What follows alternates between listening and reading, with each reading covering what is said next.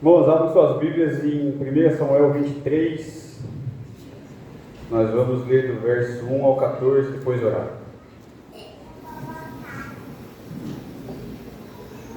Diz assim a palavra do Senhor. Foi dito a Davi: eis que os filisteus pelejam contra Keilá e saqueiam as eiras. Consultou Davi ao Senhor, dizendo: irei eu e ferirei estes filisteus? Respondeu o Senhor a Davi: vai e ferirás os filisteus, e livrarás Keilá. Porém os homens de Davi lhe disseram: temos medo aqui em Judá, quanto mais indo a Keilá contra as tropas dos filisteus. Então Davi tornou a consultar o Senhor, e o Senhor lhe respondeu e disse: dispõe-te, desce a Keilá, porque te dou os filisteus nas tuas mãos. Partiu Davi com seus homens a Keilá e pelejou contra os filisteus, e levou todo o gado, e fez grande morticínio entre eles. Assim Davi salvou os moradores de Keilá. Sucedeu que quando Abiatar, filho de Aimeleque, fugiu para Davi a Keilá, desceu com a estola sacerdotal na mão. E foi anunciado a Saul que Davi tinha ido a Keilá. E disse Saul: Deus o entregou nas minhas mãos, está encerrado, pois entrou numa cidade de portas e ferrolhos. Então Saul mandou chamar todo o povo à peleja, para que descessem a Keilá e cercassem Davi e seus homens. Sabedor, porém, Davi de que Saul maquinava o mal contra ele, disse a Abiatar, o sacerdote: traze aqui a estola sacerdotal. Orou Davi: ó Senhor Deus de Israel, teu servo ouviu que Saul de fato procura vir a Keilá para destruir a cidade por causa de mim. Entregar-me-ão os homens de Keilá nas mãos dele? Descerá Saul como teu servo ouviu? Ah, Senhor Deus de Israel, faz-o saber ao teu servo. E disse o Senhor: descerá. Perguntou-lhe Davi: entregar-me-ão os homens de Keilá a mim e aos meus servos nas mãos de Saul? Respondeu o Senhor: entregarão. Então se dispôs Davi com seus homens, uns 600, saíram de Keilá e se foram sem rumo certo. Sendo anunciado a Saul que Davi fugira de Keilá, cessou de persegui-lo. Permaneceu Davi no deserto, nos lugares seguros, e ficou na região montanhosa, no deserto de Zifé. Saul buscava-o todos os dias, porém Deus não o entregou nas suas mãos. Senhor nosso Deus, nosso Pai, nós clamamos pelo Teu Espírito, pela Tua iluminação, que a Tua Palavra produza frutos em nossos corações, em nossas mentes, para que Cristo seja formado em nós, para que nós nos achemos mais santos diante de Ti, mais justos e amando e servindo a Tua igreja melhor. Fala conosco nesse momento, é o que nós pedimos encarecidamente em nome de Cristo. Amém. No século XII, subia ao trono da Inglaterra Ricardo I.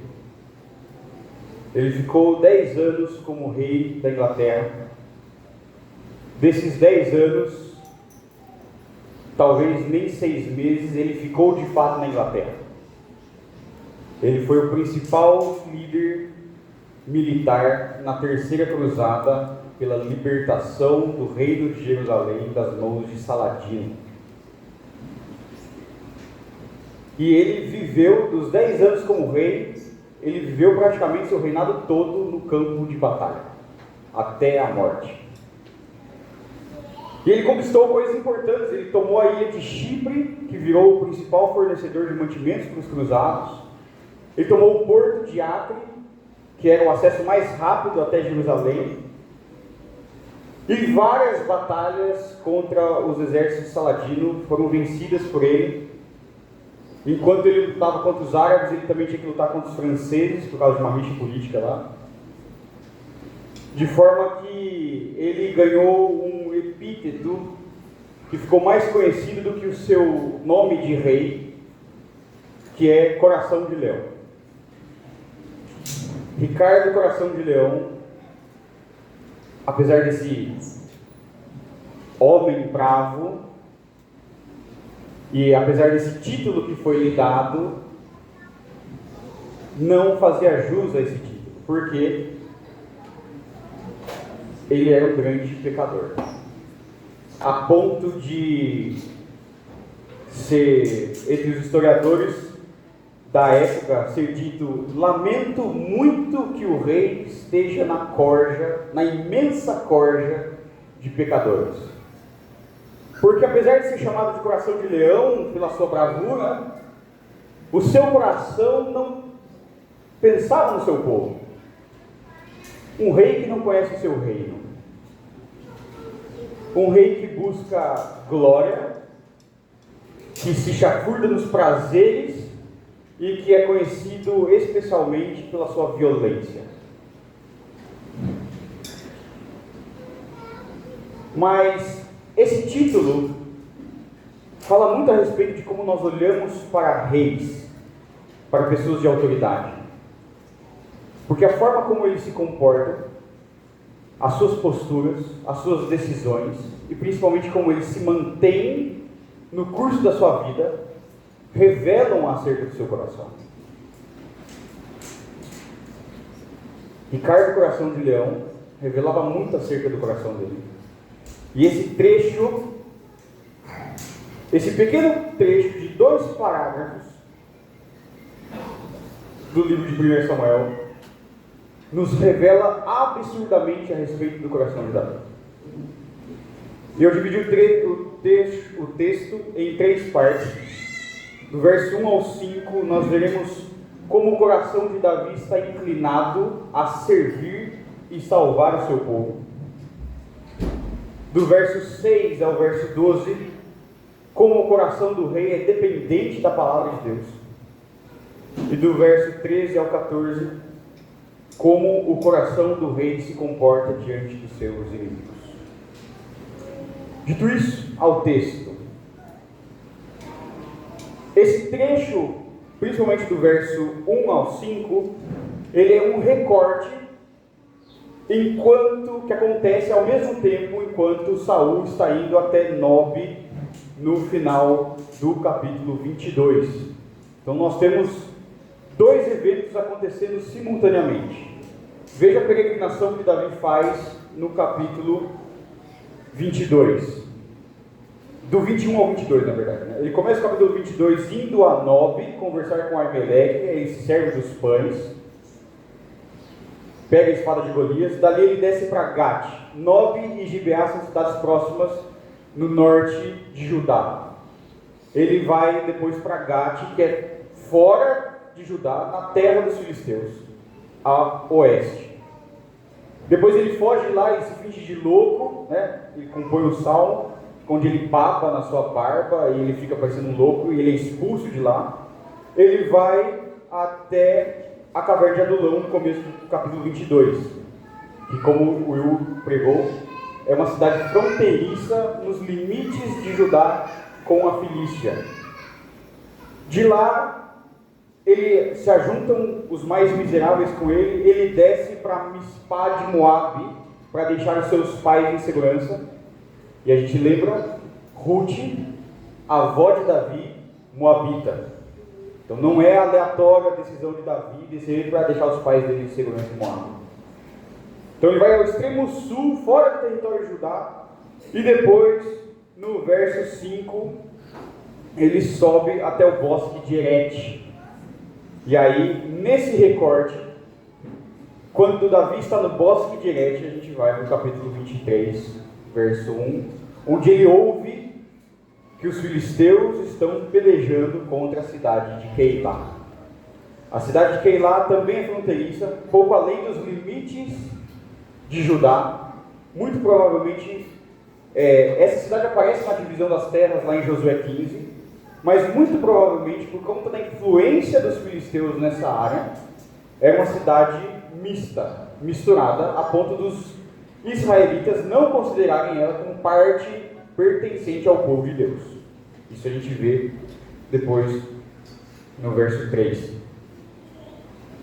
Mas vejam, os filisteus estão provavelmente fazendo um movimento de guerra porque eles estão saqueando os campos.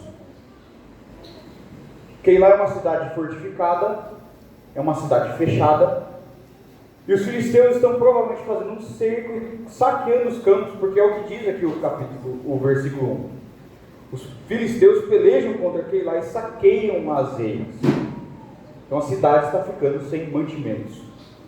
E Davi ouve isso.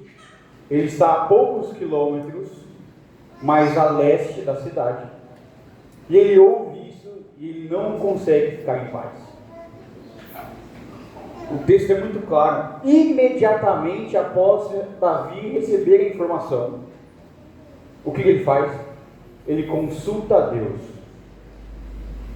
Se eu for lá, eu vou livrar essa cidade? E Deus responde: sim, pode ir lá. Davi não tem a obrigação de livrar Keilá porque ele está fugindo do rei. Quem tem a obrigação de livrar aquela cidade é o rei. Se a cidade está dentro do território de Judá, dentro do território de Israel, quem tem a obrigação formal de ir lá e guerrear contra os inimigos de Deus? O rei. Mas nesse momento em que Davi coloca o seu coração disposto a livrar uma cidade, o que Saul está fazendo?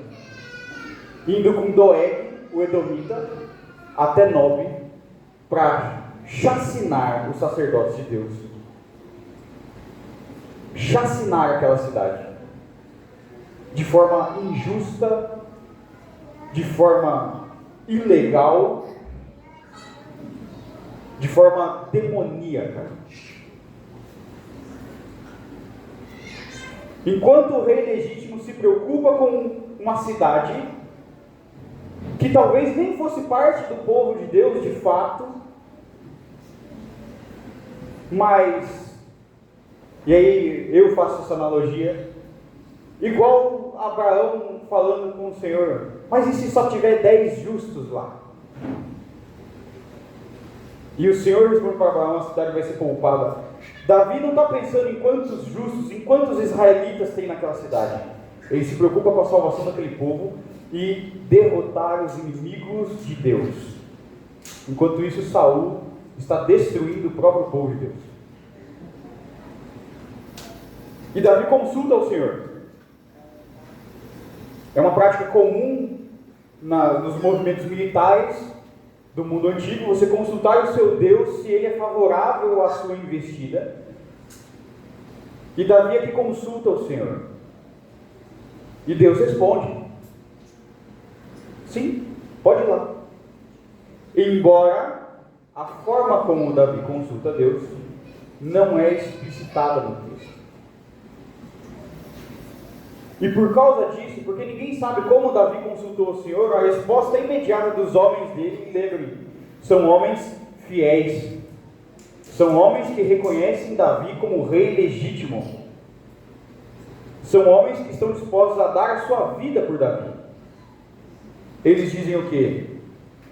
Aqui em Judá, nós estamos morrendo de medo. Nós estamos sendo perseguidos. Nós não temos aliados aqui em Judá. Imagine se nós formos lá atrás das linhas inimigas combater o exército dos filisteus. Davi, você tem certeza de que Deus falou para você ir? Como é que você consultou a Deus? Não foi da forma que está prescrita na lei. Você tem certeza? Foi Deus mesmo que te respondeu? Você não está tirando isso da sua cabeça? Fonte, vozes, né? E Davi vai e consulta o Senhor novamente, e o Senhor confirma. E veja, a lealdade dos homens de Davi é: beleza, se você está indo, mesmo que eu esteja duvidando, mesmo que eu esteja com o pé atrás, eu vou. E partiu Davi com seus homens, no verso 5, a Keilá, e pelejou contra os filisteus, e levou todo o gado, e fez grande morticínio entre eles. Assim Davi salvou os moradores de Keilá. E essa palavra salvou, ela é usada de uma forma muito peculiar aqui, porque pela primeira vez no livro de Samuel, essa palavra está sendo usada a um homem e não a Deus. O escritor Samuel escolhe essa palavra quando ele diz para Samuel: eu escolhi esse homem para livrar o meu povo dos filisteus, quando ele fala de Saul. A ideia desse termo é que a salvação, essa libertação, não foi só um ato heróico de bravura de Davi, não é só um reconhecimento da qualidade militar de Davi, é Davi sendo um intermediário da ação de Deus. Davi, ele é meramente o portador da salvação que Deus está trazendo para o povo de Keilah. Não é qualquer salvação, não é qualquer livramento, mas é Deus, pelo seu braço forte, e Davi é meramente um instrumento da força e do poder de Deus para trazer salvação, e essa salvação é definitiva. E a partir do verso 6 nós passamos a olhar para como o texto mostra o coração do rei em relação à palavra de Deus. E sucedeu que quando Abiatar, filho de Aimeleque, fugiu para Davi, a Keilah, desceu com a estola sacerdotal da mão. Nesse momento, depois que Davi já livrou Keilah, já restituiu os mantimentos que estavam sendo saqueados, Davi está em segurança na cidade de Keilah. Abiatar, filho de Aitube, filho de Aimeleque, foge da chacina que Saul está causando em Nob, e ele se encontra com Davi lá em Keilah, que é o final do capítulo 22, onde Davi fala assim: fica comigo que aqui você vai estar em segurança, fica comigo que aqui você vai estar em segurança. E a gente tem uma mudança no tom do texto, porque tem um detalhe que passa imperceptível por nós, que é a estola ou o colete sacerdotal. Aqui fica muito claro que quando o Abiatar foge, ele traz até Davi a ferramenta do seu ofício sacerdotal. O povo está morrendo, Doeg está fazendo uma chacina, ele consegue escapar. E nisso, quando você está fugindo de uma situação de perigo iminente não, porque não é nem mais iminente, é perigo real, você leva aquilo que é mais sagrado, aquilo que é mais importante, aquilo que dá propósito muitas vezes da nossa vida. No perigo real, nosso ímpeto imediato é o quê? Salvar a nossa família.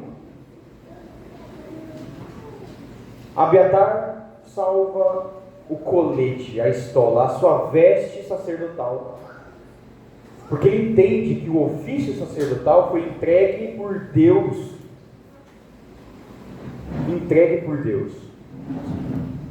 E a estola, uma das características da estola, quando a gente vai ver lá em Êxodo 28, conforme prescrito pelo próprio Deus, é a presença do Urim e Tumim, que são os meios autorizados na lei pelo qual Deus pode ser consultado. Então a gente sabe que Davi consultou a Deus de uma forma que não foi prescrita na lei, e agora o sacerdote chega com os meios e ferramentas para que Davi possa consultar a Deus de forma apropriada. E aí Saul ouve, porque ele é o rei, ele tem conhecimento de todo o seu território, ele ouve que Davi tinha ido a Keilah, e aí ele diz: Deus o entregou nas minhas mãos, está encerrado, porque ele viu uma cidade com portas e ferrolhos. O coração de Saul é tão diabólico que ele fala em nome de Deus sem nada. Ele fala da sua cabeça, do seu estômago, olhando para o seu próprio umbigo. Ele fala em nome de Deus. Deus o entregou nas minhas mãos, como se ele fosse o grande campeão, o grande vitorioso. E olha a disposição do coração dele. Então Saul mandou chamar todo o povo a peleja para que descesse a Keilah e cercassem Davi e seus homens. A intenção de Saul era cercar a cidade. Um cerco militar duraria meses até que os seus objetivos fossem completos. O que significa cercar uma cidade? Cortar suas fontes de alimentos, cortar a sua fonte de água, ou poluir a sua fonte de água. Nisso, ninguém entra, ninguém sai, as pessoas começam a morrer de fome, não tendo onde colocar os seus corpos, as pessoas começam a morrer de doença, até que a população praticamente dizimada ou enfraquecida e doente abre os portões, os exércitos entram, todos morrem, e aquela cidade vira uma ruína e entra para a história. Ou não. Esse era o coração de Saul. Ele estava disposto a destruir uma cidade inteira para pegar Davi. E aí o verso 9 diz: sabedor, porém, de Davi, de que Saul maquinava mal contra ele, disse a teu servo, disse a Abiatar o sacerdote: traz aqui a estola sacerdotal. De novo, olha bem o que isso revela acerca do coração de Davi. Davi sabia que Saul estava descendo para Keilá atrás dele. O perigo era iminente. O perigo era iminente. Se você ouve que alguém está vindo atrás de você, você vai permanecer no mesmo lugar? Não. Davi faz isso aqui. Não, antes de eu tomar qualquer tipo de decisão, eu quero consultar o Senhor. Eu não tomo nenhum tipo de decisão se Deus não falar isso. Ah, mas e se Deus mandar você ficar e morrer? Eu fico e morro, não tem problema. Não me compete saber o meu destino ou tomar as decisões pelo meu futuro por conta própria. Davi tem muito claro no seu coração que ele depende exclusivamente da palavra de Deus, da ordem que o Senhor lhe der. Ele pede para Abiatar trazer a estola e ele mesmo ora. Ele não pede para Abiatar orar por ele, consulta a Deus aí por mim. Não. Ele traz para si a responsabilidade, o que demonstra que, diferente de Saul, num extremo oposto, Davi tem um relacionamento profundo com Deus. Davi tem um relacionamento estreito com Deus. E ele não tem problema em assumir para si, como rei ungido, mesmo que temporariamente, o ofício sacerdotal. Davi assume o ofício sacerdotal sem medo de reprimenda ou de que Deus não fale com ele. E Davi ora, e Deus responde. E nesse pequeno trecho onde Davi consultou a Deus 2 vezes para saber se ele deveria ir até a cidade de Keilá, e agora quando ele ora, ele consulta a Deus 2 vezes para saber o que ele tem que fazer. Essas 4 vezes que Davi ora ao Senhor e Deus responde, é mais do que Saul faz no livro todo de 1 Samuel. No livro todo de 1 Samuel, Saul consulta Deus 2 vezes e da forma errada e com o coração errado, buscando fazer a coisa errada, e Deus não responde. E na terceira vez que Saul vai tentar consultar a Deus, que acontece lá no capítulo 28, Deus responde. E aí a sentença é: muito bem, Saul, você conseguiu o que você queria, você vai morrer e seus filhos também. Parabéns. E Deus responde e diz: os homens de Keilá vão entregar você para Saul. Pense como estava a cidade de Keilá quando Abiatar chega e fala assim: Saul acabou de destruir, matar 85 sacerdotes e passou até as crianças de colo na faca. E agora a cidade toda está sabendo que Saul está indo para lá para fazer o mesmo. É meio que óbvio que eles iam entregar Davi. Mas mesmo assim, Davi confia que apenas Deus sabe do futuro e sabe de todas as coisas. E que nada na história acontece sem que Deus tenha o controle de tudo. Davi é desesperado pela palavra de Deus. Desesperado. Completamente dependente da palavra de Deus. E nos versos 13 a 14, então Davi, convicto, e agora pelos meios adequados, convicto da resposta de Deus, ele sai com seus homens, uns 600, e essa informação é muito importante, porque lá no capítulo 18, quando Saul manda Davi ir atrás de 100 prepúcios dos filisteus para ele poder casar, ele sai com alguns homens, poucos, provavelmente um esquadrão, ele traz 200 prepúcios. Esses homens acompanham Davi quando ele chega na cidade de Nob para falar com Aimeleque. Esses homens estão acompanhando com ele. E na caverna de Adulão, esses homens se tornam 400. E agora, esses homens, que antes eram 400, mesmo diante de todo o terror, mesmo diante de toda consciência e convicção de que Saul vai perseguir Davi até o final, esse número cresce para 600. Então, mesmo diante do terror, mesmo diante do pânico, homens convictos da palavra de Deus olham para Davi e reconhecem ele como o rei legítimo, o ungido do Senhor. E eles saem da cidade sem rumo certo. E Saul fala assim: eu não vou me deslocar daqui do norte até a extrema fronteira para perseguir um cara que eu não sei onde é que está, ele saiu por aí, deixa quieto. E aí Davi permanece no deserto, nos lugares seguros, ficou na região montanhosa de Zifé, que é ao sul de Belém, antes de chegar em Moabe. E aí Saul passa a persegui-lo, e aqui o texto é muito claro que o empenho, o esforço, a convicção de Saul é: eu vou buscá-lo todos os dias, incansavelmente, incessantemente, dia e noite, todos os dias. Este é o reino da serpente, indo atrás do filho da mulher. Todos os dias, de forma incansável, eu quero derrotá-lo, eu quero matá-lo. Porém, Deus não o entregou nas suas mãos. E aqui a gente sabe, porque esse texto lança luz ao Salmo 63, assim como o Salmo 63 lança luz a esse texto,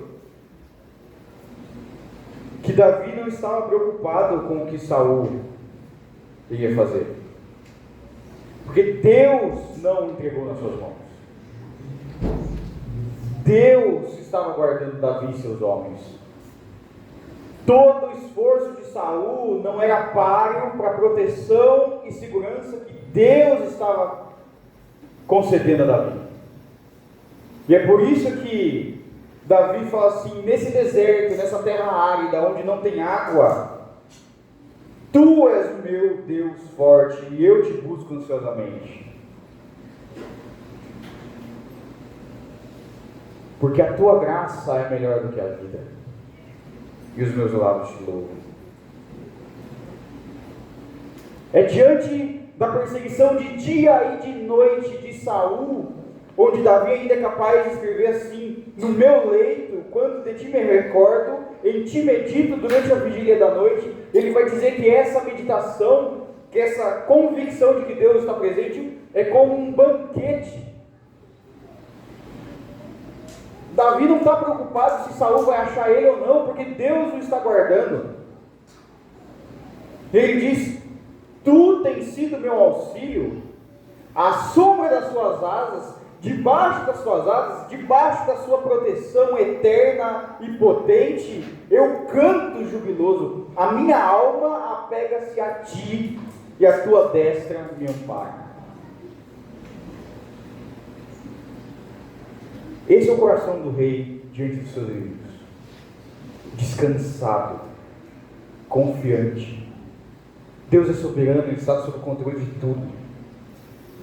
Deus mantém a sua palavra, Ele é fiel à sua palavra. A presença de Deus traz consolo, a palavra de Deus traz consolo. Davi está certo e esperançoso do livramento e da proteção. E mais, ele diz assim: aqueles que procuram a minha vida para destruir, abismar-se-ão nas profundezas da terra. Serão entregues ao poder da espada e virão a ser pasto dos chacais. Ele sabe que Deus é justo e que no tempo certo a sua justiça será perfeita. Davi está descansado, perfeitamente descansado. Mas Davi é só uma sombra. Davi é só uma imagem que aponta para algo superior. Tem um rei que, no mais profundo do seu coração, sente uma compaixão eterna e infinita. E ele não só se dispõe a livrá-los, mas ele desce. Ele se levanta do seu trono, ele tira suas vestes de glória, ele entra na história como o mais miserável e pobre e servo de todos, e mais do que uma vitória militar, ele entrega a sua vida. E naquele madeiro despedaçado pelo seu sangue, ele conquista uma salvação muito maior do que Davi conquistou com a cidade de Queilá. Jesus Cristo, o Filho de Deus, o Rei eterno, aquele que vence os nossos corações, o nosso pecado, aquele que vence de forma perfeita o diabo e os seus demônios, aquele que está sentado no trono e que tem tudo debaixo dos seus pés. Esse rei promove salvação perfeita e eterna. Esse rei não vive apenas pela palavra de Deus. Ele não veio aqui apenas para apontar aquilo que a lei diz ou para dar o significado correto daquilo que a lei diz. Ele é a própria palavra de Deus. Por ele e através dele todo o universo foi criado, e é por ele que todo o universo se sustenta. Ele é a palavra viva.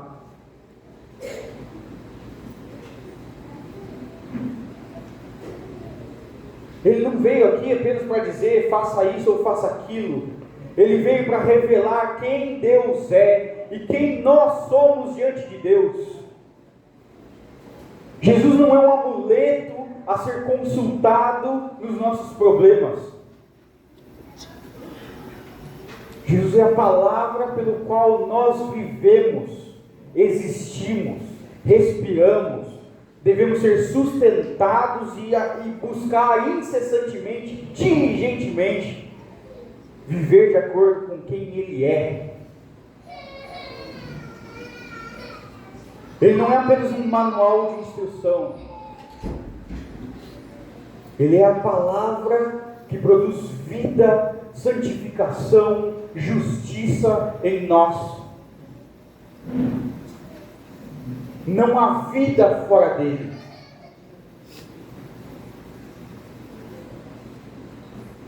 E ele é aquele que, como nós lemos em João, ele é aquele que nos segura nas suas mãos. E nada, nem o diabo, nem os demônios, nem o nosso próprio coração, que muitas vezes negligencia quem Ele é, pode nos afastar, pode nos arrancar de suas mãos. Nós estamos seguros nele. nele.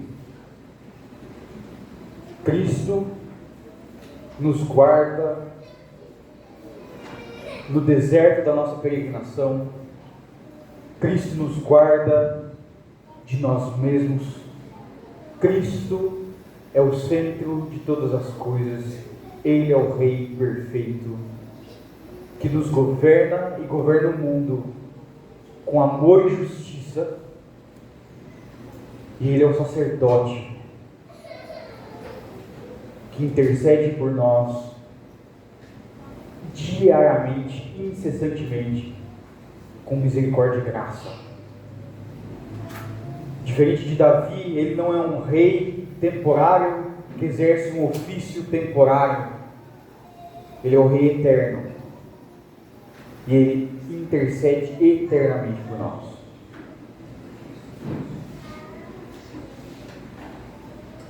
E diante disso, eu quero trazer 3 aplicações para nós nessa manhã.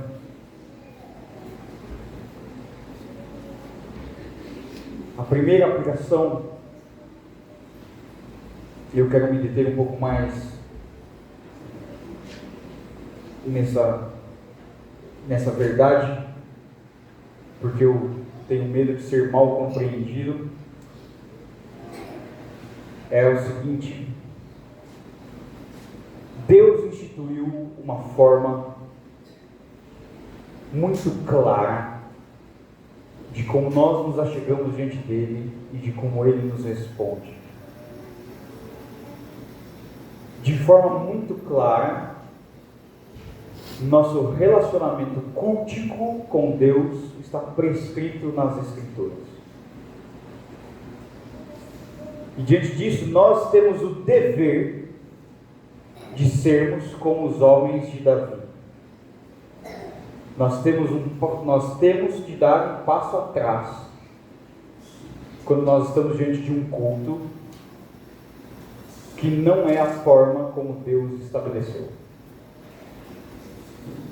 Os homens de Davi olharam para ele. Davi consultou o Senhor de uma forma que não estava prescrita na lei.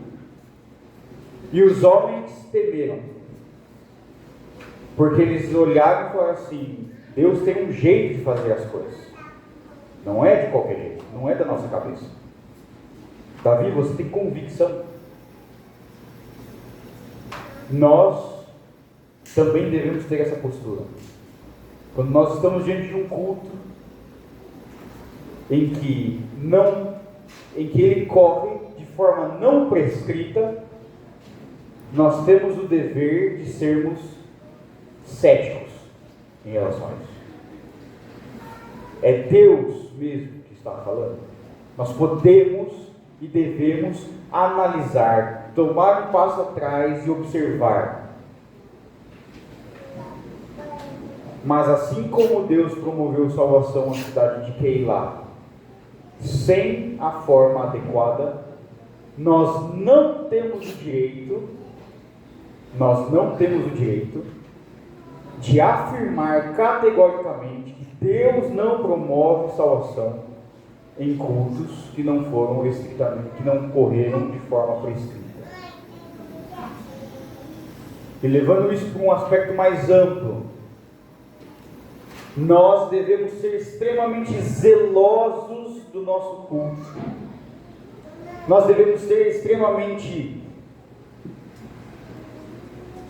dedicados e cuidadosos na forma como nós prestamos o nosso culto, para que a nossa igreja não deixe de ser saudável em relação ao nosso culto. Mas nós não temos o direito de olhar para igrejas de tradições diferentes, de cultos com formas e culturas diferentes, e afirmar que elas não são igrejas. Nós não temos o direito de olhar para uma igreja que é menos saudável do que nós e afirmar que ela não é igreja. Porque nisso nós estaremos pecando e aí sim nós estaremos tornando a nossa igreja não saudável. E muito provavelmente, se nós persistirmos nesse erro, nós estaremos deixando de ser igreja. Porque uma coisa que sempre, um princípio, uma doutrina que sempre foi defendida ao longo da história da igreja, principalmente na época da Reforma, foi o princípio da catolicidade. E nós devemos lutar pelo princípio da catolicidade. Nós devemos amar fervorosamente a catolicidade da igreja.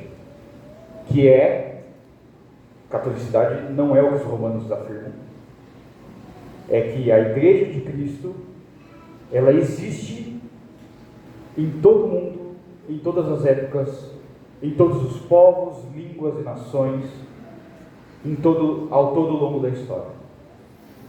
E elas são igrejas, e elas são irmãs, e nós estaremos juntos no céu, louvando ao Cristo que nos redimiu.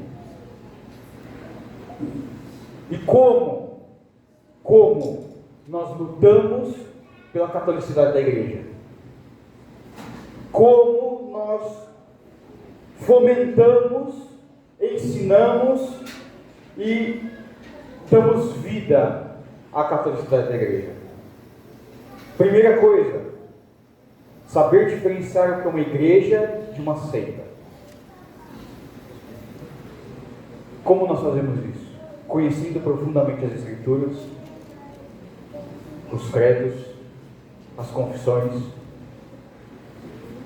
conhecendo profundamente a doutrina e sabendo diferenciar o que são doutrinas primárias de doutrinas secundárias, terciárias e até outras doutrinas.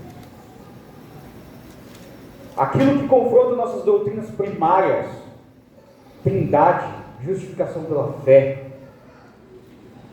as duas naturezas de Cristo na mesma pessoa, unidos na mesma pessoa. Tudo que confronta isso é seita. Negou a trindade, negou a divindade de Cristo, negou a pessoalidade do Espírito Santo, negou a autoridade da Bíblia. Seita. Os nossos outros irmãos, onde nós temos discordâncias, continuam sendo irmãos. Continuam sendo irmãos. Existem discordâncias imensas entre os batistas, todas em questões secundárias ou terciárias. Irmãos, e nós lutamos pela unidade do povo de Deus, nós lutamos pela catolicidade, porque nós entendemos que Cristo é suficiente em todos nós. E nós não discordamos em nenhum ponto central da fé cristã. O segundo ponto de como nós lutamos pela catolicidade é ensinar aquelas igrejas que são menos saudáveis do que nós. Ah, mas aquela igreja ela é diferente da gente. E eu entendo que ela não é tão saudável nesse ponto. E aí você exclui ela da comunhão. Nós devemos lutar para que as igrejas de Cristo sejam saudáveis. Porque a gente não está lutando pela instituição, a gente está lutando pelo povo de Deus. A gente está pensando no povo de Deus. A gente está pensando no povo que Cristo reuniu dentro do seu aprisco, nas ovelhas do Senhor. E que pensamento mesquinho e egoísta esse de que, não, porque a minha igreja é saudável, o resto pegue fogo.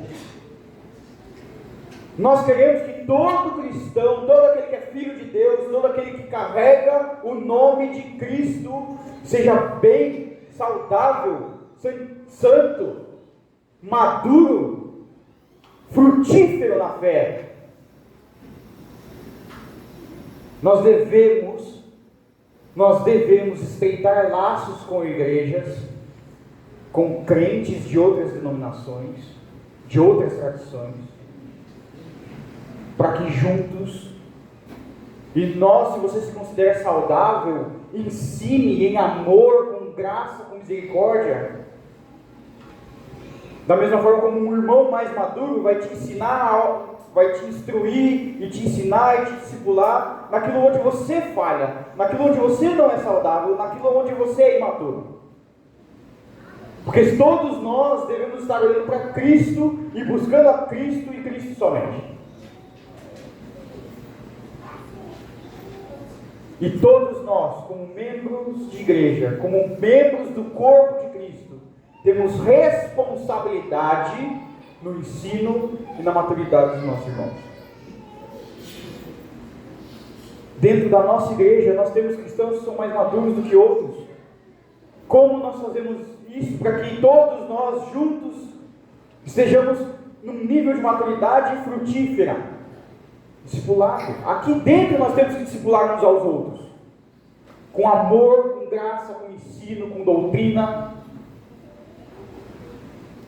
E nós devemos expandir isso para fora da nossa comunidade local, porque a igreja de Cristo ela é invisível.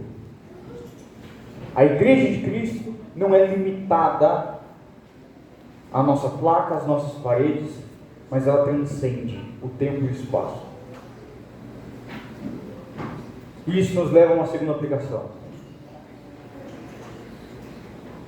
Falar em nome de Deus não significa absolutamente nada se isso não for de acordo com a palavra.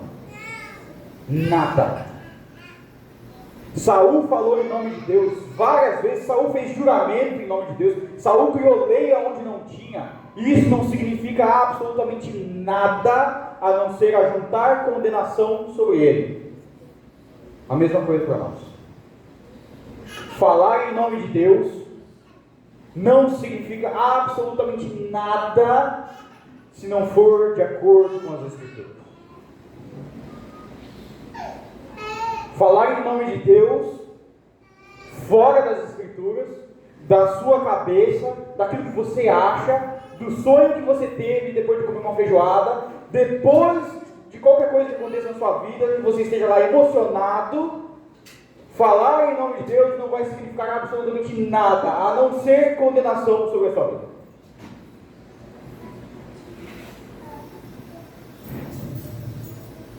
Mateus 24, Jesus vai dizer: já é o tempo em que vão chegar aqueles que vão dizer, eu sou o Cristo.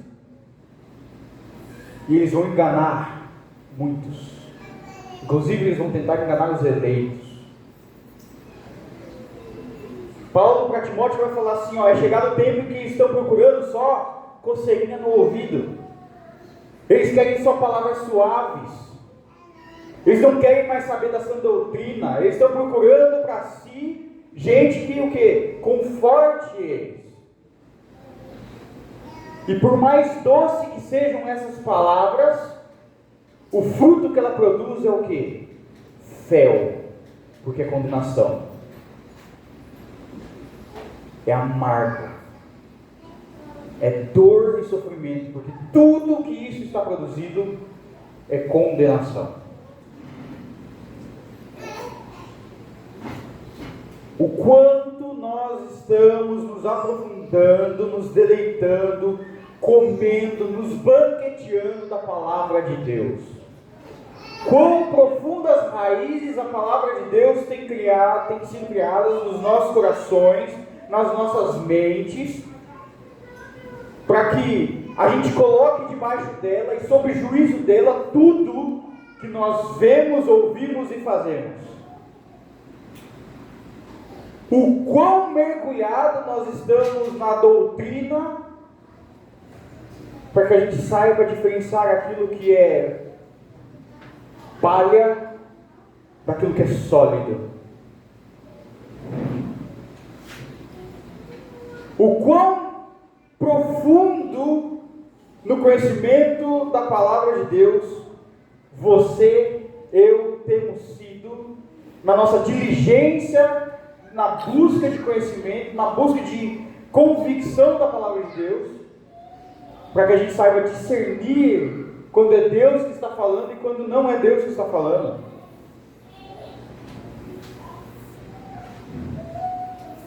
o quão enraizado é o nosso vocabulário bíblico. E aí, vocabulário bíblico não é simplesmente recitar versículo ou ficar falando jargão de crentez, mas é o quanto a palavra de Deus tem sido a nossa forma de pensar, tem conduzido e moldado a nossa forma de pensar, a ponto de nós respondermos qualquer situação com base nas Escrituras.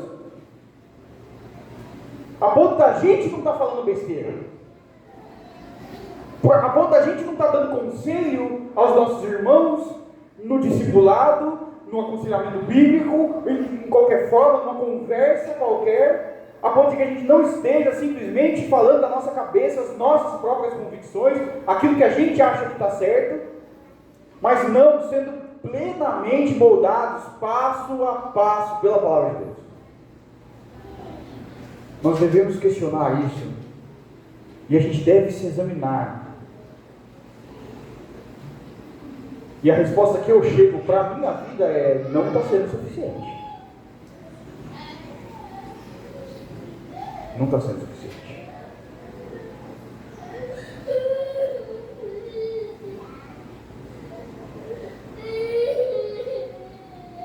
Examine o seu coração. Examine a sua disposição. Examine. E aí, fazendo uma paráfrase de Lutero: o quão cativo o seu coração está da palavra de Deus.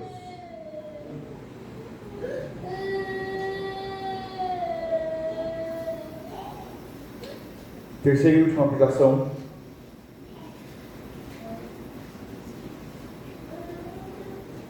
Olhando para esse texto de 1 Samuel 23, o cuidado de Deus com Davi, a proteção de Deus com Davi. Olhando para o texto de João, Jesus diz que as minhas ovelhas não se perderão, porque Ele as segura na sua forte mão e nada poderá arrebatá-los das suas mãos.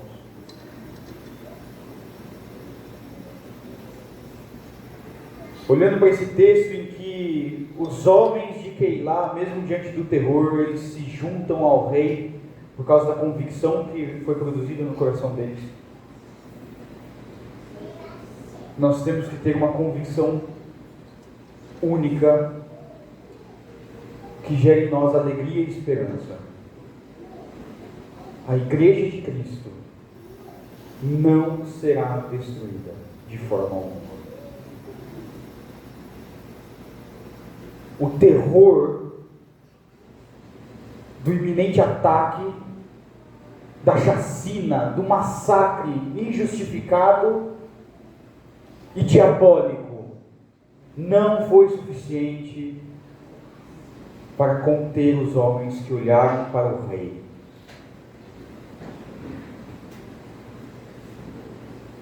E isso é uma verdade para nós. A igreja na Nigéria está passando por uma perseguição jamais vista. Crianças sendo sequestradas, pastores sendo executados. Nós olhando aqui no horizontal, nós não sabemos se a igreja na Nigéria vai permanecer, porque a gente não sabe se vai ter crente vivo depois. Mas a convicção que nós temos aqui, a igreja de Cristo permanece. Ela não será derrotada. Ela não será derrotada. O diabo não tem força para nos tirar das mãos do Cristo que morreu e ressuscitou no nosso lugar.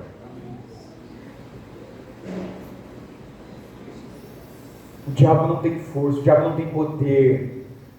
Os governos não têm poder. Porque quem sustenta a sua igreja é aquele que é o cabeça da igreja, Cristo.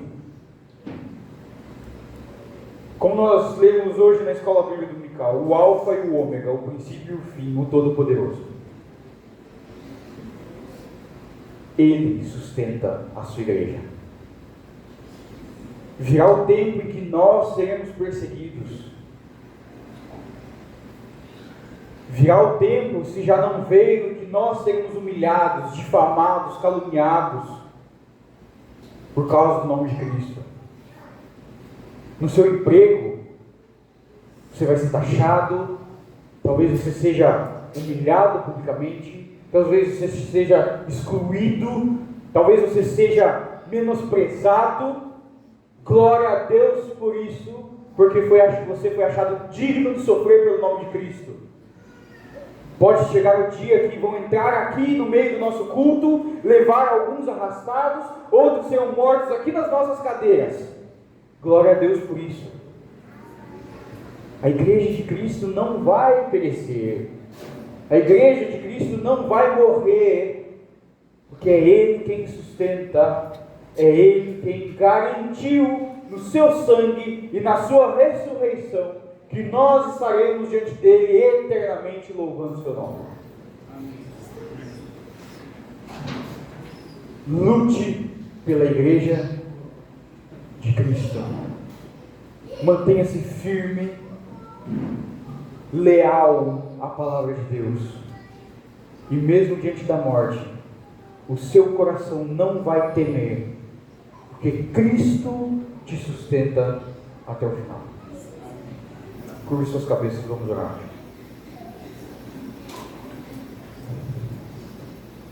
Senhor nosso Deus, nosso Pai, obrigado pela Tua palavra que falou aos nossos corações. Obrigado pela Tua palavra que revelou os nossos pecados, que revelou que muitas vezes o nosso coração está disposto e inclinado àquilo que não é da Tua vontade. E nós pedimos que pelo poder do Teu Espírito Santo, pela Tua ação poderosa e graciosa em nós, no nosso coração seja moldado ao coração de Cristo, que o nosso caráter seja formado ao caráter de Cristo, e que nosso coração esteja disposto a lutar pela Tua igreja com amor, afinco, justiça, santidade e misericórdia. Que nós venhamos a depender exclusivamente da Tua palavra e gera em nós, Senhor, a consciência de que nós somos insuficientes, que nós dependemos e precisamos da Tua palavra. Gera em nós amor pela Tua palavra, a ponto de que ela passe a ser dentro da nossa rotina como alimento, como água, como o ar que nós respiramos. Porque nós ansiamos por Ti. Que o Senhor nos ajude a lutar e encorajar os nossos irmãos. Que nós não sejamos exclusivistas, fechados em nós mesmos. Que nós não tenhamos orgulho no nosso coração, mas disposição em servir e amar, para que a Tua igreja cresça, para que o Teu nome seja espalhado entre as nações e que o mundo conheça quem é o Senhor e se dobre diante de Ti. Ajuda-nos, Senhor, a ter essa convicção e esse amor e dedicação pela Tua igreja, que o nosso coração se encha de alegria ao ver a Tua igreja prosperando, mesmo diante da perseguição, mesmo diante da morte, convictos de que nós estamos guardados em Ti. Que a nossa oração diária seja igual a de Paulo. O viver é Cristo e Cristo somente. E diante da morte, nós nos vemos abençoados, porque é lucro estarmos eternamente diante de Ti. Supre-nos, Senhor. Perdoa o nosso coração que se inclina para fazer o mal, para o orgulho, para a autossuficiência e a autojustiça. E enche-nos, Senhor, do Teu Espírito, da Tua alegria da salvação e da esperança de que nós estaremos contigo eternamente, vivendo num reino pleno de justiça, amor e santidade. É o que nós pedimos em nome de Cristo. Amém.